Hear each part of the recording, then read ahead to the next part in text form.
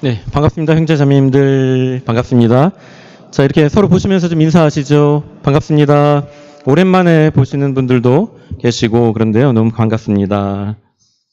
예, 코로나 바이러스가 여러 가지를 바꿔놓는 것 같아요.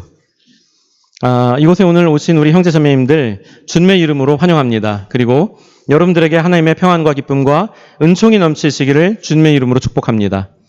오늘 이곳에서 저희와 함께 예배를 받으시는 우리 하나님께 또 영광과 찬양을 올려드리기 원합니다. 오늘 예배에 오셨는데 우리 형제자매님들 반갑고요. 광고를 좀 몇 가지 하겠습니다. 첫 번째는 코로나 바이러스가 다시 확산되기 시작하는 것 같아요. 그래서 걱정이 됩니다. 기도해 주세요. 이제 아이들도 개학을 하게 되고 그러면 저희 주일학교도 시작하려고 했는데 이제 어떻게 될지 모르겠어요. 그 중심에 클럽이라는 문화가 있는 것 같아요. 그래서 보니까 뭐 그 기간에 클럽을 한 4, 5개, 5개, 6개를 어떤 확진자가 돌아다녔다고 하는데 거기에 7,800명 정도를 아마 검사를 해야 된다고 뭐 그런 얘기를 하더라고요. 제가 들으면서 그렇게 많이 클럽을 다니나? 네. 7,800명이면요. 그 며칠 그 연휴 기간 동안인데 와, 그래서 저희가 카페 지코를 아니라 클럽 지코를 내야 되나? 뭐 이런 생각을 제가 하게 되었습니다. 그래서 클럽을 내면 젊은이들이 오니까 클럽을 인하대 부문에다가 전도하기 위해서 만들어야 되나? 별 생각이 다 들었습니다. 바이러스를 막아주시도록 기도해 주시고요. 또 이런 기회에 젊은이들의 그 클럽 문화가 좀 바뀌어지거나 좀 어떻게 좀 달라지거나 없어지거나 그랬으면 좋겠다는 생각이 제가 들었습니다. 이전에는 그 청년들이 아마도 클럽이 아니라 교회에 와서 찬양을 했겠죠. 그런데 이제 지금은 클럽으로 가게 되는 게 아닌가 뭐 이런 생각도 제가 들었습니다. 기도해 주십시오. 두 번째, 주일학교를 위해서 기도해 주세요.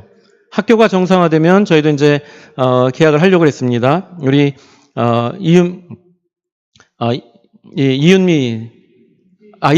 이주희 자매님이 네, 저한테 이제 문자 보내시고 그래서 같이 상의하고 다음 주나 다다음 주 뭐 이렇게 생각을 했던 것 같아요. 근데 우리가 상의해서 결정하기로 했는데 이게 어떻게 될지 모르겠어요. 좀 더 기다려 봐야 될 것 같아요.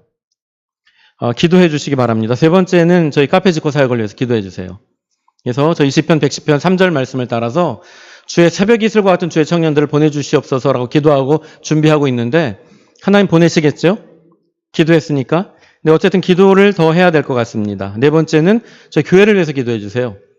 교회가 이제 12월이면 계약이 만료됩니다. 이곳에 저희가 더 있어야 될지 새로운 곳으로 지금 인도하실지를 저희가 묻고 기도하는 그런 시간을 좀 가졌으면 좋겠어요. 여러분들 함께 기도해 주시기를 바랍니다. 자, 그러면 우리 말씀 듣기 전에 또 기도하기 전에 표하고 말씀 나누는 시간 갖겠습니다. 예. 큰 소리로 같이 해주시기 바랍니다. 제가 선창하겠습니다.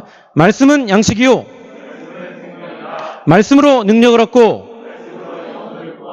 아멘, 아멘. 기도하겠습니다.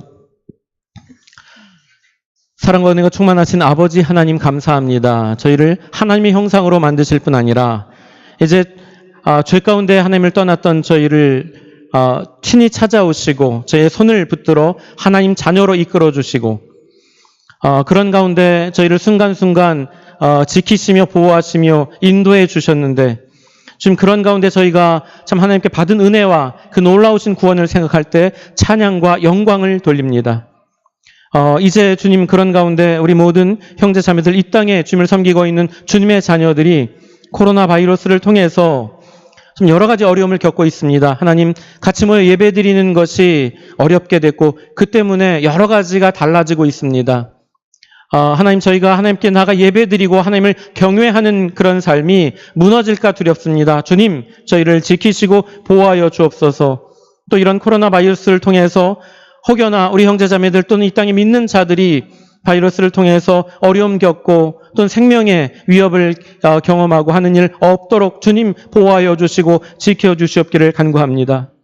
이 시간 주님 앞에 저희들 나와서 예배드립니다. 하나님 이 예배를 받아주시고 이 예배를 통해 주의 성령께서 또 진리의 말씀 가운데 예배를 인도하여 주시고 특별히 이 시간 저를 통해서 하나님 들려주시는 주님의 귀하신 말씀이 주의 성령을 통해서 각 사람에게 합당한 말씀으로 합당한 깨달음으로 주님 그 마음에 새겨지게 하여 주시고 그 말씀의 능력으로 주님 또 세상에 나가 살아가며 승리하고 세상에서 주님의 아름다운 그 향기를 드러내는 저희들 되게 하여 주옵소서.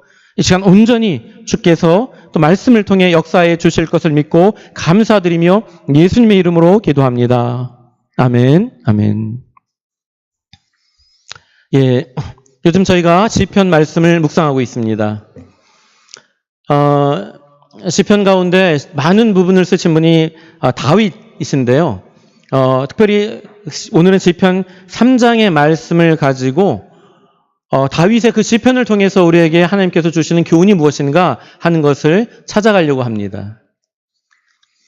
시편 3편을 다 볼 텐데 그 중에 제 마음에 시편 3편의 주제라고 하는 말씀이 3절이라고 그렇게 그런 마음을 주셨어요. 그래서 3절만 읽었죠.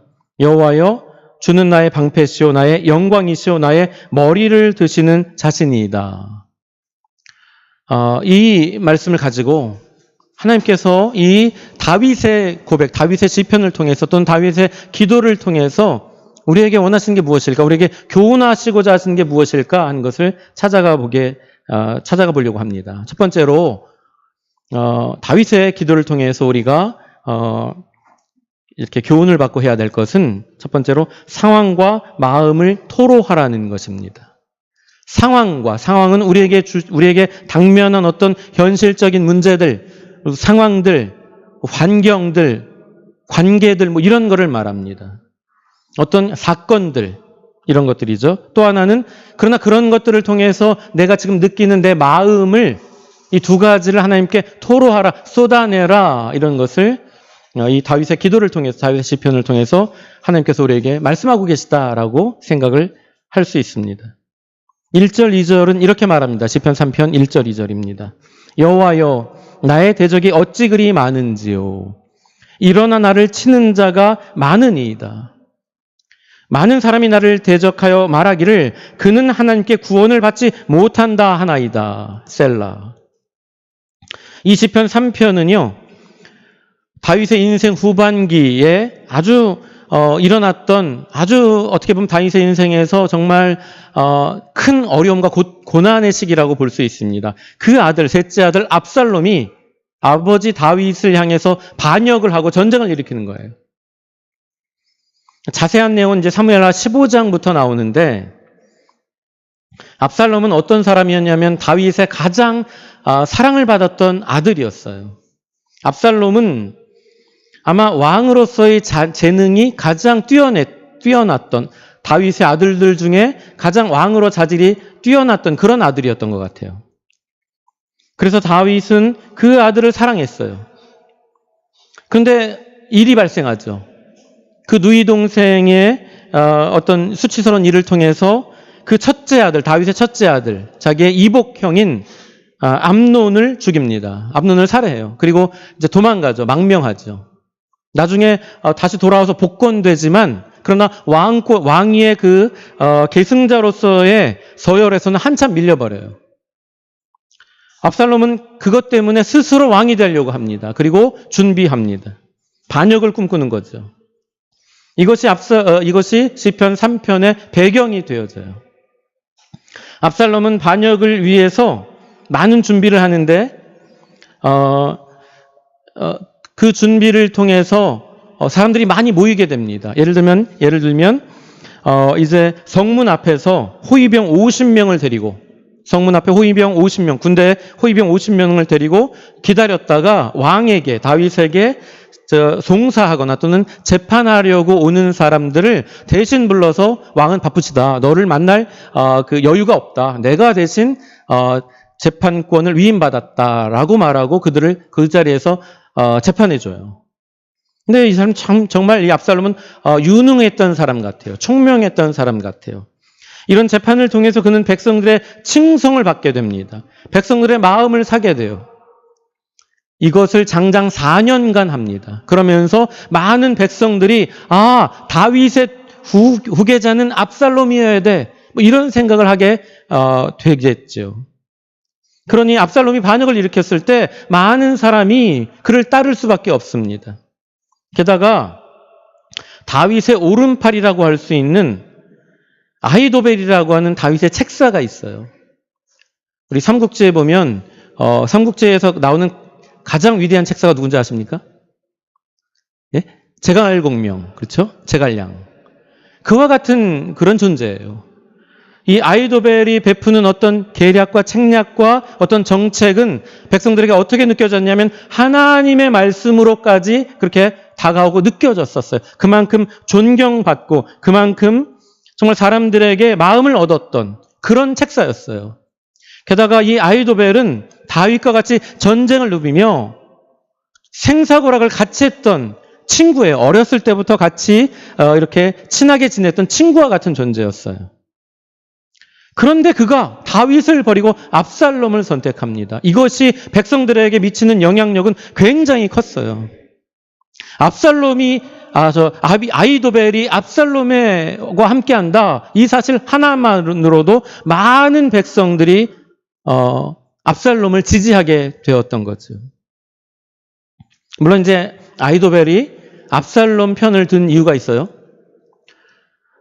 그는 이제 이건 오늘 제가 준비한 말씀은 아니지만 간단히 여러분들 아시면 좋을 것 같아요. 왜 아히도벨이 그 어렸을 때부터 같이 해왔던 생사고락을 같이 했던 다윗을 배반하냐면 그 손녀딸 때문에 그래요. 손녀딸이 누구냐면 밧세바예요. 그러니까 손녀 사위를 죽이고 손녀딸을 강제로 뺏어가고 했던 게 다윗이라고 느끼는 거예요. 그래서 그 어렸을 때부터 같이 했던 다윗을 배반하고 압살롬 편을 들게 되죠.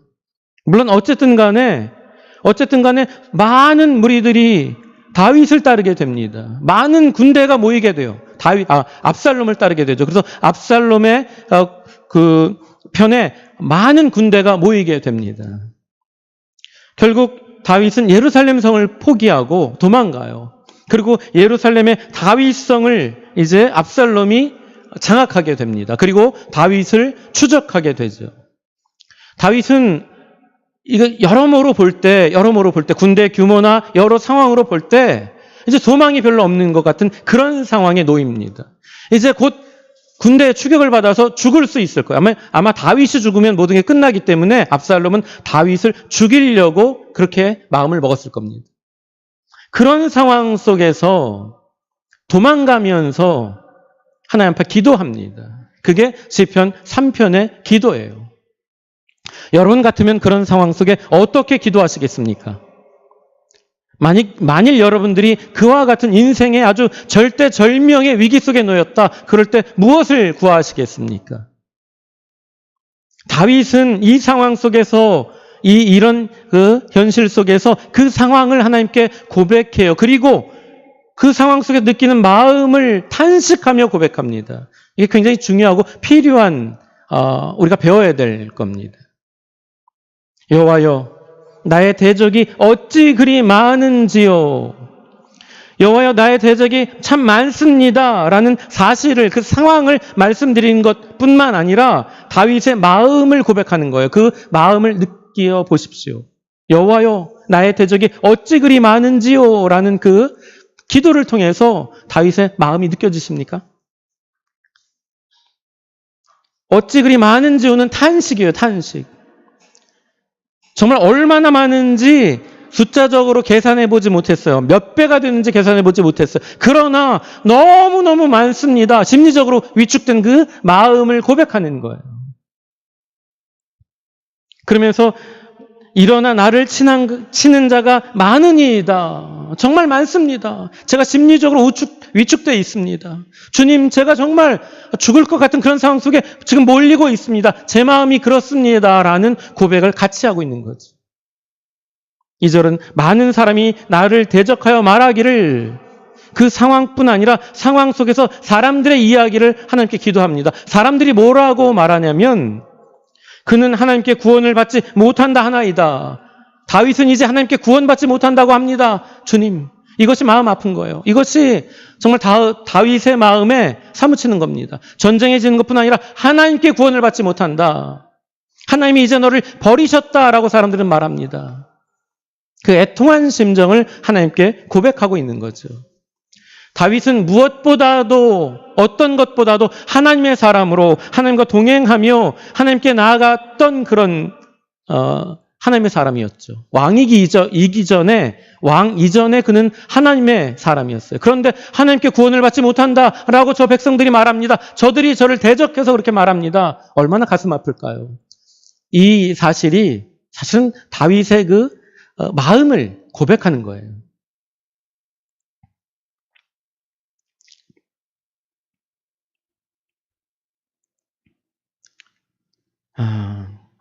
사랑하는 형제자매 여러분, 우리가 주님께 나갈 때, 우리가 어떤 일을 가지고 나갈 때, 또는 우리가 기도할 때, 어떤 사실에 대해서 하나님께 아뢰고 주님 이런 것이 저의 삶의 문제입니다. 주님 이런 것이 어렵습니다라고 고백할 수 있어요. 그럴 필요가 있습니다. 그런데 이제 그것뿐 아니라 더 나아가서 여러분들이 느끼시는 것, 여러분들의 마음을, 여러분들의 감정을 하나님께 쏟아내는 게 참 중요해요. 이것을 우리는 토로하는 기도라고 해요. 이것이 혹 사실과 다르고 이 나의 감정이, 나의 느낌이 혹 어떤 현실과 다를 수도 있겠죠. 또는 그 마음이 너무 쓰려서 어떤 사람을 미워하고 저주하는 그런 마음일 수도 있을 거예요. 그런데 그것까지도 하나님 앞에 쏟아내라고 하나님 그렇게 말씀하십니다. 이후에 이제 많은 다윗의 기도를 보면 정말 그런 걸 잘 쏟아내요. 정말 저들을 하나님 철장으로 이겨주십시오. 저들을 진멸해 주세요. 저들을 심판해 주십시오. 이런 기도들을 합니다. 그게 다윗의 마음이에요. 그 심정을 쏟아내는 겁니다. 사실과 함께 우리가 하나님께 기도할 때, 하나님께 나아갈 때 사실과 함께 주님 제 마음이 지금 이렇습니다. 그 아픔을 쏟아내는 것, 이것을 우리는 다윗의 이 기도를 통해서 시편 3편을 통해서 배워야 합니다. 사랑하는 형제 자매 여러분들 어떻게 기도하십니까? 기도하실 때 어떻게 하나님께 나아가십니까? 심정은 아픈데 정말 그렇지 않은 척, 내 심정에선 정말 미운 마음이 넘쳐나는데 그렇지 않은 척 이렇게 하나님께 나아가고 기도하십니까? 그것을 하나님은 원치 않으십니다. 진실하게 나의 느끼는 바, 나의 감정, 나의 마음을 쏟아내기를 하나님은 원하세요. 그래야지 뭔가 달라지는 거예요. 우리가 하나님께 기도하고 하나님께 나아갈 때 응답받는 것이 두 가지예요. 두 가지. 첫째는 내 마음의 평안과 내 마음의 안식을 얻는 거예요. 마음이 달라지는 것 중요한 하나님의 기도 응답입니다. 이게 하나님께 우리가 얻어야 될 은혜예요. 두 번째는요. 나의 문제가 해결되는 것. 근데 우리는 문제가 해결되는 것만 하나님의 기도 응답으로 하나님의 은혜로 여겨요. 그 전에 우리 마음이 달라지는 게 중요합니다. 다윗은 그것을 잘했어요. 어떻게 잘했는가? 그 비결이 어디 있냐면 내 마음을 탄식하며 쏟아내는 거예요. 이것을 우리가 다윗의 기도를 통해서 배워야 된다. 이렇게 저는 생각합니다. 두 번째로 다윗은 믿음을 고백합니다. 믿음을 고백해요. 다윗의 시편의 공통적인 특징, 어떤 기도를 보더라도 그것이 탄식의 기도든 아니면 깨달음의 기도든 어떤 기도를 보더라도요. 하나님을 향한 그 신앙 고백이 반드시 들어가 있어요. 3절 여호와여 주는 나의 방패시오 나의 영광이시오 나의 머리를 드시는 자신이다. 다윗의 신앙 고백입니다. 내가 나의 목소리로 여호와께 부르짖으니 그는 성산에서 응답하시도다. 하나님께 기도할 때 4절은 기도한다는 내용이에요. 목소리로 함께 부르짖으며 기도하는데 그 기도 내용 가운데 하나님을 향한 신앙 고백이 들어가 있는 겁니다. 하나님을 향한 그의 믿음이 들어가 있어요. 세 가지를 고백합니다. 이게 참 위대한 거예요. 일반적인 사람들의 기도와는 다른 부분이에요. 다윗의 기도가. 주는 나의 방패시오. 첫 번째 그의 고백입니다. 첫 번째 그의 하나님을 향한 믿음이에요. 다윗은 이제 끝났다고 사람들이 말하는데 다윗의 시대는 지고 있다. 다윗의 시대가 끝났다라고 말하는 그 순간에 다윗은 그게 아니라고 믿는 거예요. 군대의 수나 지지하는 사람들의 숫자, 또 당대 가장 명석했던 가장 위대했던 책사 아이도벨이 어떤 편이냐, 이런 것이 사람들의 안전을 보장하고 승리를 보장하는 게 아니라고 다윗은 믿는 거예요. 그 믿음을 고백하는 거예요. 그러면 어디에 있을까요? 안전과 보호는 하나님께 있다는 것을 고백하는 겁니다. 하나님은 나의 보호시오, 나의 방패시오, 나의 산성이시다. 뭐 이런 고백들. 여기서는 하나님은 나의 방패십니다라고 고백하고 있습니다. 사랑하는 형제 자매 여러분, 다윗은 하나님이 나의 방패시라고 고백하고 있는데 여러분들의 방패는 뭐라고 생각하십니까? 여러분들의 인생의 방패, 인생의 보호가 되는 것은 무엇이라고 생각하십니까? 어떤 사람들은 그것이 재력, 돈이다라고 생각할 수 있어요. 어떤 사람들은 권력이라고 생각할 수 있습니다. 어떤 사람들은 나의 능력, 힘, 이런 거라고 생각할 수 있습니다. 많은 거라고 생각할 수 있어요. 어떤 사람은 내가 얼마나 많은 사람을 알고 있는가, 인맥이라고 생각할 수도 있어요. 다윗은요, 어떻게 보면 그 모든 것, 앞에 제가 말씀드린 모든 것을 다 갖고 있는데 그것은 나의 방패가 아니다. 나의 방패는 오직 하나님이다 라고 고백합니다. 여러분들의 방패는 무엇입니까? 코로나 바이러스 때문에 많은 사람들이 어려움을 겪고 있어요. 많은 사람들이 두려워합니다. 때로는 마음에 두려움이 생기고 걱정이 생기고 병에 걸려 죽기도 하는 분들도 계시죠. 죽지 않아도 격리가 되고, 그리고 나 때문에 만약에 내가 걸리면 많은 사람들이 어려움을 겪어요. 내 직장이 폐쇄될 수도 있어요. 이런 일이 벌어지진 않을까, 이런 두려움이 우리에게 몰려올 수 있습니다. 여러분 어떠십니까? 그런 두려움 가운데 있지 않으십니까? 이런 상황에서 우리를 지켜주신 우리의 방패가 무엇일까요? 마스크일까요? 마스크일까요? 마스크가 어느 정도 보호가 됩니다. 그러나 우리의 방패는 그 어떤 것도 아니고 오직 하나님이십니다. 이것이 저와 여러분들의 고백이 되고 하나님께 나아가 기도할 때, 기도 속에서 이 신앙이 고백이 되어질 때 이것을 가장 듣고자 원하시는 분이 하나님이신데 얼마나 기쁘실까요? 얼마나 우리를 더 보호해 주실까요? 하나님께 나가 이렇게 고백하는 겁니다. 기도할 때. 여러분 기도할 때 다른 것도 중요하지만, 다른 어떤 상황을, 나의 마음을 아는 것 중요하지만 나의 신앙을 고백하는 것, 다윗을 통해서 우리가 반드시 배워야 돼요. 기도를 통해서만 아니라 삶을 통해서도, 형제자매들과 대화를 통해서도 나의 하나님은 이러신 분이야, 이 고백이 우리에게 있어야 돼요. 내 스스로에게도 자고 일어났을 때 나의 하나님은 오늘 선하시게 나를 인도하실 분이야, 이 확신과 고백이 있을 때 그것을 들으시는 하나님은 정말 기뻐하시며 역사하신다는 것을 우리가 알아야 합니다. 두 번째로 다윗은 이렇게 신앙 고백합니다. 주는 나의 영광이시오. 하나님이 영광이시래요. 사람들은 다윗의 영광은 이제 져버렸다, 다윗의 영광은 없어졌다, 다윗은 늙고 사람들도 떠나고 더 이상 그 영광은 우리가 찾아볼 길이 없다라고 얘기하는데, 다윗은 뭐라고 얘기하냐면 나의 영광은 하나님이시다라고 고백하고 있는 겁니다. 사랑하는 형제자매 여러분, 여러분은 여러분들에게 무엇이 영광이라고 생각하십니까? 성공입니까? 출세입니까? 돈, 집, 빌딩, 자동차, 자녀들을 영광으로 삼는 분들도 계실지 몰라요. 무엇이 영광입니까, 여러분들에게? 만일 하나님이 아닌 다른 것을 영광으로 삼는다는 것은 다 헛된 것이에요. 그것이 여러분들의 진정 영광이 되지 않을 겁니다. 다윗은 오직 하나님만 나의 영광이라고 고백하고 나갑니다. 어떤 순간에요? 그 절대절명의 위기 상황 속에서 기도할 때 그 고백을 하는 거예요. 이게 평안할 때 고백한다 그러면 우리가 좀 이해할 수 있어요. 그런데 이거는 정말 기도할 게 넘쳐나요. 주님 저를 보호해 주세요, 지켜주세요, 막 이러고 기도하고, 주님 제가 두렵습니다, 이 기도만으로도 꽉 찰 텐데 신앙 고백을 하고 있는 겁니다. 지금 학생들이 학교를 다니지 못하고 있죠. 온라인으로 수업을 받아요. 입학했는데 학교를 못 나가요. 입학을 했는데. 학교를 다니기 시작한다 해도 이게 걱정거리가 많아요. 또 코로나 바이러스 때문에 어려움을 겪지 않을까 걱정이 많습니다. 심각한 거는요, 입학생들이 아니라 졸업생들이, 올해 졸업하는 학생들이 어떻게 될까 생각해 보셨습니까? 우리 허원자매가, 중국 유학생 허원자매가 이제 지금 한국에 못 들어오고 있어요.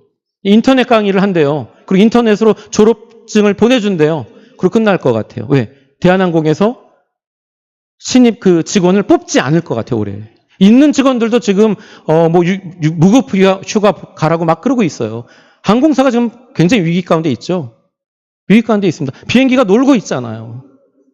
올해 졸업하는 학생들이 지금부터 느끼게 될 그런 어려움들을 여러분 생각하십니까? 그 압박감들, 취업 재수생들도 있어요. 취업 재수생들도. 그들이 느끼는 압박감이 아마 굉장히 클 겁니다. 예전에 공무원 시험 준비했다가 떨어져갖고 자살한 그런 학생들 얘기들, 기사들을 종종 제가 들었죠. 올해는 어떻게 될까? 올 말에. 내년은 어떻게 될까요? 이러다가 내 인생이 끝나는 게 아닐까? 여러 가지 어려움과 두려움과 취업을 못해서 겪는 어려움들을 우리 젊은이들이 겪게 될 겁니다, 곧. 이게 머지않은 이야기예요.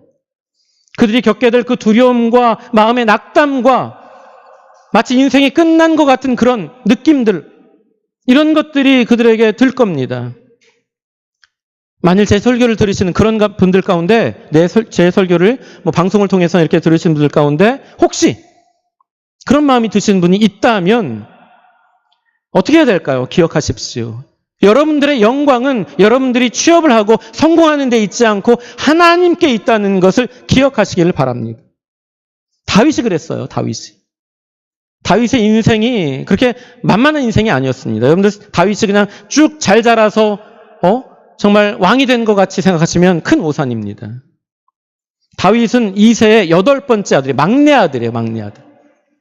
집에서 막내 그러면 어때요? 귀여움받고 사랑받고 이렇게 잘 자랐을 것 같죠? 다윗은 그렇지 않았습니다. 다윗은요 정말 그 아들들 가운데 사람으로도 치지 않았던 것 같아요. 사무엘이 이제 이스라엘에 또 다른 왕을 세우겠다고 이새를 찾아와요. 아들들을 보려고 하는데 7명만 보여주고 8번째 다윗은요 어디 있는지도 몰라요. 나중에 사무엘이 아니라고, 하나님 아니라고 그러니까 또 아들이 없느냐. 그때서 혼자 양치고 있는 그 다윗을 불렀는데 사람들이 볼 때도 그렇게 외모가 출중하지 않았어요. 집에서 그렇게 귀하게 자란 아들이 아니었습니다. 그의 직업은 뭘까요? 양치기예요, 양치기. 시골에서 양치던 애예요. 시골뜨기죠, 지금 보면. 지금 성에서 왕 사울을 섬겼던 많은 귀족의 자녀들이 아니었어요. 그런 다윗이 과연 왕이 될 것을 꿈이나 꿀 수 있겠습니까? 성공할 수 있을 거라고 여러분 생각하실 수 있겠습니까? 아니요. 전혀 그런 가능성이 보이지 않는 사람이 바로 다윗이었습니다. 그런데 그는 하나님이 그의 영광이 되어주셔서 왕이 됩니다. 다윗은 알아요. 나의 영광이 내 힘과 내 능력이 아니라 내 소유가 아니라 하나님이 나의 영광이 되어주셨다는 것을 다윗은 경험상 알았습니다. 그리고 고백하는 거예요. 그리고 지금 압살롬의 군대에 쫓기면서도 그것을 고백합니다. 주님, 제 영광은 바로 하나님이십니다. 하나님이 제 영광이 되어주셨습니다. 사람들이 제게서 뺏을 영광이 없지요. 뺏길 영광이 없는 거예요. 두려울 것이 없지요. 그러나 그 다윗에게 주어진 영광은 사람들이 뺏어갈 수도 없어요. 내 것이 아닌데 하나님 것이기 때문에. 하나님이 주시는 영광은 그런 겁니다.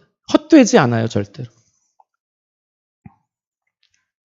어렵고 힘들 때 하나님의 자녀들은 어떤 것을 생각해야 되면 내게 주어진 지금의 영광 또 내가 추구해야 될 그 삶의 목표는 내 영광이 아니다. 하나님만이 나의 영광이다. 이것을 고백하고 나갈 수 있어야 합니다. 그럴 때 포기가 되지 않는 거예요. 그럴 때 두려움이 없게 되는 겁니다. 그럴 때 좌절하고 낭망할 수 없어요. 왜? 내 영광이 없는데 하나님 것인데 뭐 낭망할 게 있습니까? 잘 기억하시기를 바랍니다. 세 번째, 다윗은 이렇게 신앙 고백을 합니다. 주는 나의 머리를 드시는 자이다 라고 고백합니다. 머리를 든다. 이게 무슨 뜻일까요? 머리 든다. 요즘 사람들 잘 몰라요. 여러분 사극 보시면 이해가 갑니다. 사극. 왕한테 어떤 사람이 불려갔어요. 왕한테가 나가면 어떻게 해요?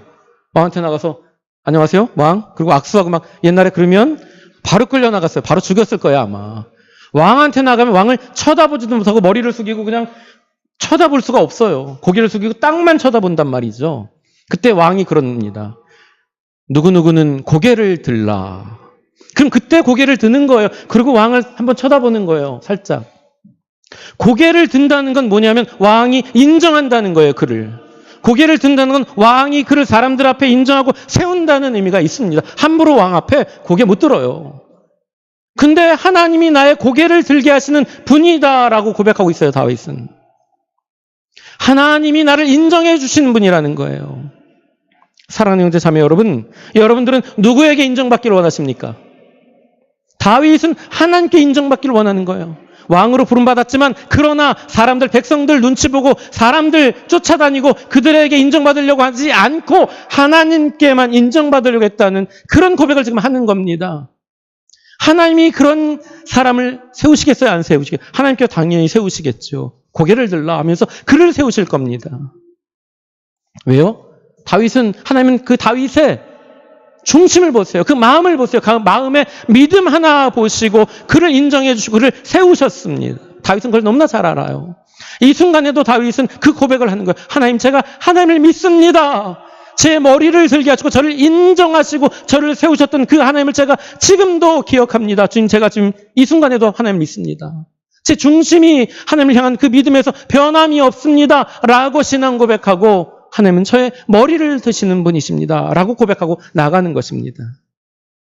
여러분들이 만약 다윗과 같은 신앙 고백이 아니라 사람들을 향해서 인정받기를 원하신다면 그것은 다 헛된 것이 되고 날아갈 거예요. 이런 걸 뭐라고 하는지 아세요? 전문 용어로 제가 옛날에 장사를 해봐서 알아요. 슈퍼를. 뭐라고 하냐면 앞으로 남고 뒤로 미친다 그래요. 앞으로 남고 뒤로 미친다. 사람들에게 화려하게 영광을 얻었는데 인정받았는데 그게 다 뒤로 미치는 거예요. 앞으로는 뭔가 화려한 어떤 뭔가를 얻었다고 생각하는데 실제로는 남는 게 없는 거예요. 뒤에 보면 손해만 봐요. 손해만. 사람들에게 인정받는 것은 앞으로 남고 뒤로 미치는 거예요. 하나님께 인정받는 거는요. 앞으로도 남고 뒤로도 남고 다 남는 겁니다. 이런 장사를 해야 되지 않을까요? 다윗은 그것을 너무나 잘 알고 있었어요. 하나님이 우리의 머리를 들게 하시는 분이십니다. 사람들이 우리의 머리를 들게 하는 게 아니에요. 하나님이 우리의 인생의 성공을, 우리를 세우시는 분이에요. 우리의 인생의 성공이 그에게 달려있는 거예요. 근데 우리는 눈에 보이는 사람들을 두려워해요. 오늘 사람들에게 인정받기를 원해요. 압살롬이 아마 그랬을 수도 있어요. 압살롬이. 사람들에게 인정받으려고 50명을 세우고 그 안에서 그 재판을 하잖아요. 이게 뭐야? 사람들에게 마음 얻으려고 하는 거예요. 왜 그는 하나님께 그 인정받고 하나님께 나가려고 하지 않았을까요? 이게 압살롬과 다윗의 차이입니다. 사람들에게 인정받으려고 하면 겉으로는 화려해요. 뭔가 남는 것 같아요. 사람들이 인정해 준다니까요. 그를 지지하는 사람들이 모여요. 그러나 뒤로 미쳐요. 하나님이 세우지 않으시면, 하나님 인정하지 않으시면.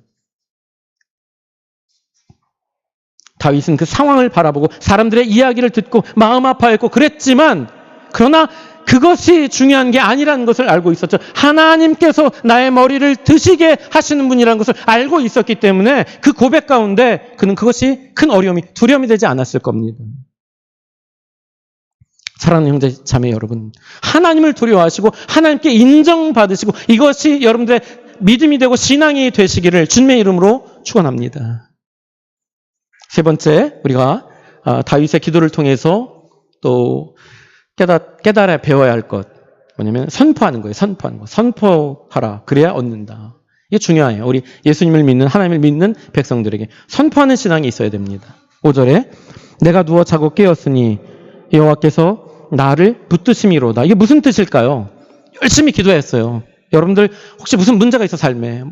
가슴 아픈 여러 가지 문제가 있는데 기도를 열심히 했어요. 그리고 지난 고백도 했어요. 주는 저의 반석이죠. 산성이십니다. 아멘. 막 기도했어요. 그랬더니 그 근심이 있었는데 그 근심이 어느 순간 싹 사라지고 그날 밤에 잠을 잘 잤다는 거예요. 내가 누워 자고 깼니. 열심히 기도했더니 다윗이 그 지금 쫓기는 가운데서도 두려워했는데 기도하니까 평안이 오는 거예요. 그래서 잠을 잘 잤다라고 고백해요. 하나님께서 나를 붙들어 주시니 잠을 잘 잤어요. 근데 이게 계속되면 얼마나 좋을까? 우리가 기도 한 번 했는데 평안, 우리에게 임한 평안이 쭉 계속되면 얼마나 좋을까? 이게 참 그렇게 되지 않는다는 거예요. 한 번 내가 내 마음에 평안이 임했고 안정감을 누렸는데 딱 깨서 보니까 상황이 안 바뀌었네.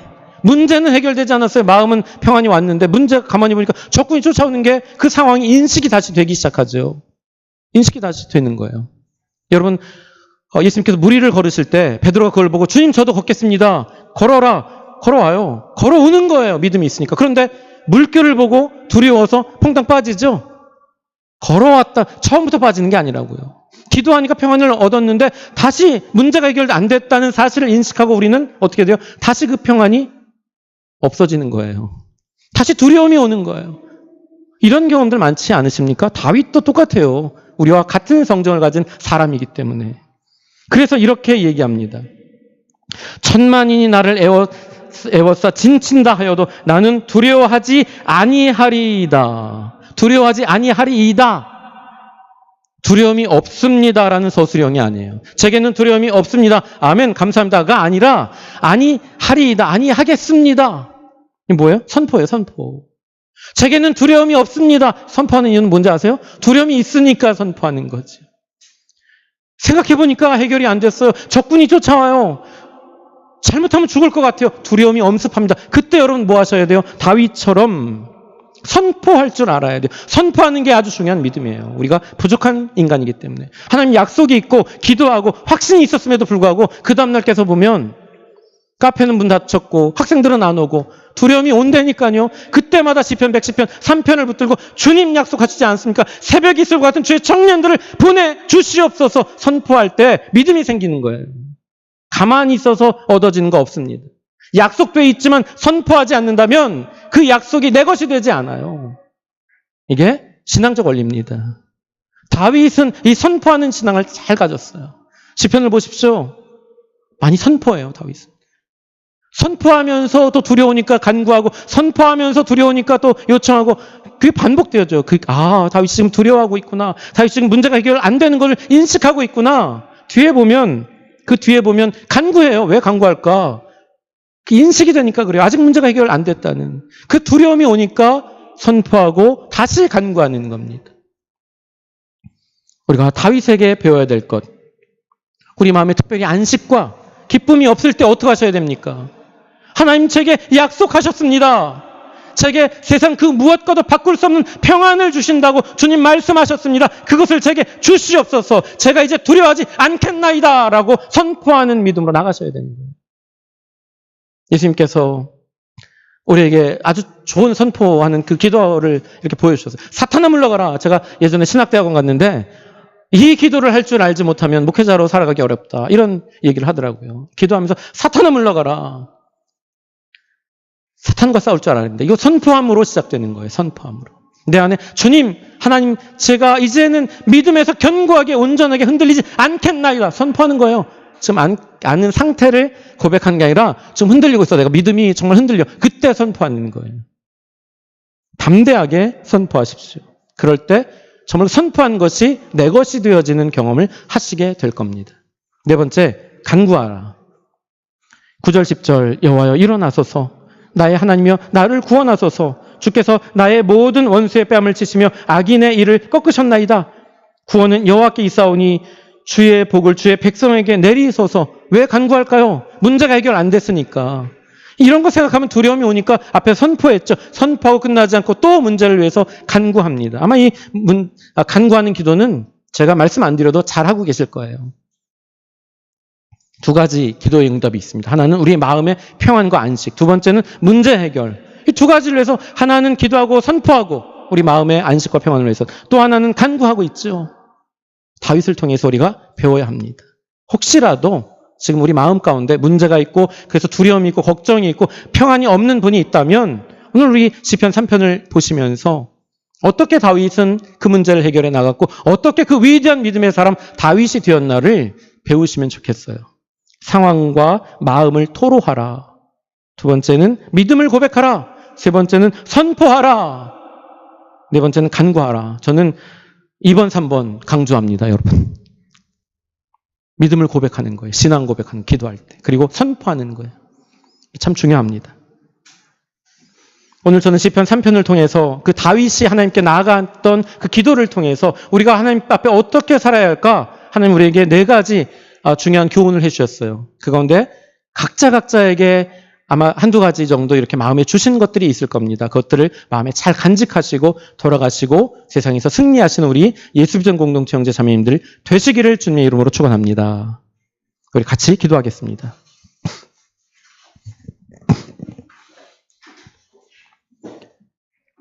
여호와여 나의 대적이 어찌 그리 많은지요. 일어나 나를 치는 자가 많으니이다. 많은 사람이 나를 대적하여 말하기를 그는 하나님께 구원을 받지 못한다 하나이다. 여호와여 주는 나의 방패시오 나의 영광이시오 나의 머리를 드시는 자신이이다. 내가 나의 목소리로 여호와께 부르짖으니 그의 성산에서 응답하시도다. 내가 누워 자고 깨었으니 여호와께서 나를 붙드심이로다. 천만인이 나를 에워싸 진친다 하여도 나는 두려워하지 아니하리이다. 여호와여 일어나소서. 나의 하나님이여 나를 구원하소서. 주께서 나의 모든 원수의 뺨을 치시며 악인의 일을 꺾으셨나이다. 구원은 여호와께 있사오니 주의 복을 주의 백성에게 내리소서. 사랑하는 아버지 하나님, 예수님을 통해서 예수 그리스도를 믿고 우리를 구원받게 하여 주시고 하나님 자녀 삼아 주시고 뿐만 아니라 성령을 보내심으로 말미암아 우리를 거듭나게 하시고 진리의 말씀을 깨닫게 하시고 하나님의 은혜 가운데 살아갈 수 있도록 인도하시니 감사를 드립니다. 주님, 주님의 자녀들이 이 세상을 그런 가운데 살아갈 때 때로는 어려움도 겪고 또 때로는 고난도 겪게 되는데 하나님 이런 때를 대비해서 또 오늘 시편 3편의 말씀을 주시고 그 말씀의 교훈대로 또 살아가며 힘없게 하여 주시니 감사합니다. 아버지 하나님, 다윗이 했던 것처럼 저희가 항상 하나님 앞에 우리 상황과 마음을 토로하는 가운데 살아가게 해 주옵소서. 주님, 저희가 믿음의 고백 가운데 하나님께 나가게 해 주옵소서. 주님, 저희가 선포하는 신앙을 갖게 하여 주옵소서. 그리고 간구함으로 주님께 나아가 주님께서 이 땅에서 허락하신 삶을 살아갈 뿐더러 이 땅에서 허락하신 저에게 허락하신 그 사명을 감당해내는 저희들 되게 하여 주시옵기를 간구합니다. 주님, 이러한 놀라운 은혜로 저희를 이끌어 주옵소서. 주께서 오늘 말씀을 통해서 우리 각자에게 주신 그 깨달음을 저희들 붙들고 이제 세상으로 나갑니다. 하나님, 세상으로 나갈 때 오늘 주신 말씀이 능력이 되게 해 주시옵기를 간구합니다.